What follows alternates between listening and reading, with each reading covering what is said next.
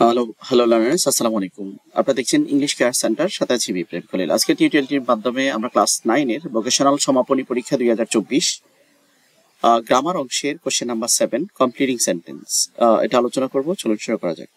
যে actually infinitive, জিরান্ড বা participle বা কন্ডিশনাল কি।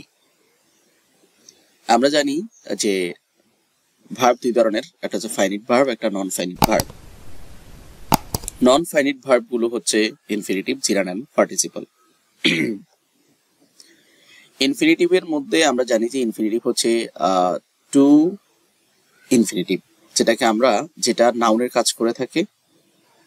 আর জিরান্ড হচ্ছে ভার্বের সাথে আইএনজি যোগ হয়, সেটাও নাউনের কাজ করে থাকে, দুটোই সাবজেক্ট হিসাবে কাজ করে। আর পার্টিসিপল অ্যাডজেক্টিভের কাজ করবে। তিন ধরনের পার্টিসিপল রয়েছে: past participle, present participle, perfect participle. আমরা গঠন যদি দেখি তাহলে টু প্লাস ভার্বের বেস ফর্ম দ্বারা গঠিত হয় ইনফিনিটিভ, ভার্বের বেস ফর্ম প্লাস আইএনজি যোগে গঠিত হয় জিরান্ড, আর ভার্বের সাথে আইএনজি অথবা ইডি যুক্ত হয়ে হয় পার্টিসিপল। তো কন্ডিশনাল বলতে আমরা কি বুঝি? কন্ডিশনাল হচ্ছে শর্ত বুঝাবে, শর্ত। যাই হোক, এখানে আমরা উদাহরণ দেখতে পাচ্ছি যে to walk is good exercise. এখানে টু ওয়াক এটা হচ্ছে ইনফিনিটিভ। এখানে এই ওয়াকটা যদিও ভার্ব, এটা একসাথে নাউন প্লাস ভার্বের কাজ করেছে। Walking is a good exercise, এখানে ওয়াকিং ভার্বের সাথে আইএনজি যোগ হয়েছে, সো এটা জিরান্ড হয়েছে। এগুলো মূলত ভার্বাল নাউন, নাউন প্লাস ভার্বের কাজ করেছে একই সাথে। Walking river side is enjoyable, এটা হচ্ছে এই ওয়াকিংটা হচ্ছে পার্টিসিপল। কেন? রিভার হচ্ছে নাউন, নাউনের আগে যেটা বসছে সেটা অ্যাডজেক্টিভ। তো সো আমরা বুঝতে পারছি নন ফাইনিট ভার্ব বলতে মডাল নন ফাইনিট ভার্ব গুলো হচ্ছে infinitive, gerund and participle. Infinitive gerund কাজ করবে নাউনের, আর পার্টিসিপল কাজ করবে অ্যাডজেক্টিভের। তো এখানে মূলত আমাদেরকে বলছে যে complete with infinitive, gerund, participle and conditionals.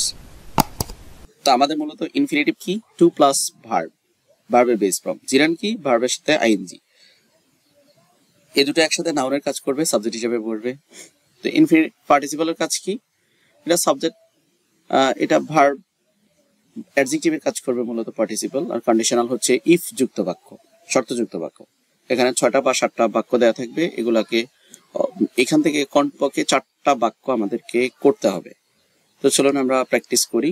এখানে বলছে উই ট্রাইড আর্লি, তো tried to rise early, tried এর সাথে টু বসে, so tried to rise early. তারপর he saw me going up, if you rode বলছে, এখানে রোড যদি হয় তাহলে অবশ্যই এটা সেকেন্ড কন্ডিশনাল হলে অবশ্যই আমাদেরকে উড লিখতে হবে।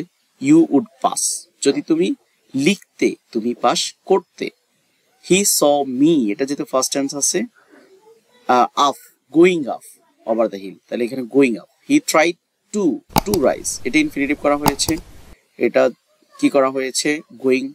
Going up over the hill, এটা জিরান্ড করা হয়েছে। আর এটা হচ্ছে conditional.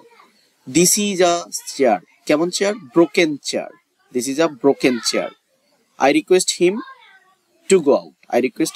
Two go out, I saw the boy drinking water, so এটা এখানে কি হইলো?